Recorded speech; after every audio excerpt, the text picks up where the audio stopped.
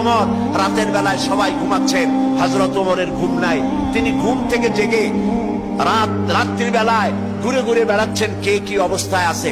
ঘুরতে ঘুরতে দেখেন একটা তাঁবুর মধ্যে আলো জ্বলতেছে আর কান্নার আওয়াজ। আস্তে করে কাছে গেছেন, যে দেখেন একটা মেয়ে লোক কি জন্য রান্না করতেছে আর বাচ্চাগুলি পাশে বসে কাঁদে। তিনি ভিতরে ঢুকে বললেন, আচ্ছা মহিলা, তুমি এত রাত করে রান্না করতেছো কেন? এই বাচ্চাগুলি ক্ষুধায় কাঁদতেছে, যদি তুমি সন্ধ্যা রাত্রে রাঁধতে তাহলে তার অসুবিধা হতো না। মেয়ে লোকটি বলছে, পথিক আমি তো তোমার চিনি না, তুমি তো আমার এইভাবে শাসন করতে পারো না। এই যে বাচ্চা ছেলেমেয়েগুলি আর আমরা মদিনার লোক না, পার্শ্ববর্তী দেশ থেকে আসছি মদিনা গভর্নমেন্টের কাছ থেকে সাহায্য নেওয়ার জন্য। ভিড়ের কারণে খলিফার কাছে যাইতে পারি নাই। আমার ছেলেগুলি 2-3 দিন না খাওয়া, আর এই যে হাড়ি ওর মধ্যে কোনো গোশত না, পানি আর পাথর দিয়ে নাড়াচাড়া করতেছি যাতে বাচ্চারা বসে যে গোশত রান্না করতেছি। বলেছি যে একটু অপেক্ষা করো, রান্না হইলে খাইতে পারবা। কিন্তু বাচ্চাগুলি এত ক্ষুধার্ত, কোন রকমেই তারা আমার কথা শুনতে চাচ্ছে না, কাঁদতেছে। হযরত ওমর বলেন, এটা শুনে আমার মনে হলো যেন আমার পায়ের তলা থেকে মাটি খসে যাচ্ছে। হযরত ওমর বললেন, মা তুমি একটু অপেক্ষা করো, দেখি আমি তোমার কোন উপকার করতে পারি কিনা। হযরত ওমর দৌড় দিলেন। ইতিহাস বলছি, গল্প না। হযরত ওমর বাড়িতে চলে গেলেন। বৃদ্ধ হযরত আসলামকে ডাকলেন, বললেন, আসলাম বস্তা নিয়ে আসো, বাইতুল মালের দরজা খোলো, বস্তার ভিতরে আটা ঢুকাও, পেঁয়াজ ঢুকাও, তরি তরকারি ঢুকাও। ঢুকাবার পরে বললেন, বস্তা বন্দি করে দাও। বস্তা বান্ধা হলো। হযরত ওমর বলেন, আসলাম রে, এবার এই বস্তাটা আমার মাথার উপরে উঠায়া দাও। হযরত আসলাম বলছেন, আমিরুল মুমিনিন, এই বস্তা বহন করার জন্য আমি খাদেম উপস্থিত আছি।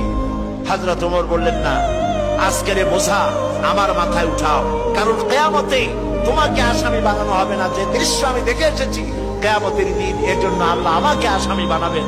আমার বোঝা আমার মাথায় উঠাও। আটার বস্তা মাথায় নিয়ে হযরত ওমর দৌড়তে লাগলেন। অর্ধেকটা পৃথিবীর প্রেসিডেন্ট হযরত ওমর আটার বস্তা মাথায় নিয়ে দৌড়াচ্ছেন। তাঁবুর কাছে গিয়ে বস্তা ফালালেন। বস্তা খুলে আটা বের করে বললেন, মা রুটি বানাও। নিজে তরকারি কুটলেন, রান্না হয়ে গেল। তিনি বললেন, বাচ্চাদের আমি খাওয়াই, তুমি তোমার মতো খাও। 2 বাচ্চা 2 উরুতে নিয়ে হযরত ওমর বাচ্চাদেরকে রুটি খাওয়াচ্ছেন। মহিলাটি লক্ষ্য করে দেখলেন যে হযরত ওমর রাদিয়াল্লাহু তাআলা আনহু বাচ্চাদের খাওয়াচ্ছেন আর তার চোখ দিয়ে পানি পড়তেছে, দাড়ি ভিজে ভিজে পড়ছে। মহিলা বললেন, পথিক তুমি যে কে আমি তো তোমারে চিনি না, তবে আমার মনে হয় এই দেশের বাদশাহ ওমর না হইয়া তোমার মতো মানুষ যদি বাদশাহ হইতো তাহলে আমাদের কপাল বোধহয় আরো ভালো হইত। হযরত ওমর এই রাতের বেলায় মহিলার কাছে নিজের পরিচয় দিয়ে বাহাবা নিতে চাইলেন না। তিনি বললেন, মা আগামীকাল তুমি খলিফার দরবারে যাবে, সেখানে তুমি আমাকে দেখতে পাবে, আমি সেখানে তোমাকে বেশি কিছু দিতে চেষ্টা করব।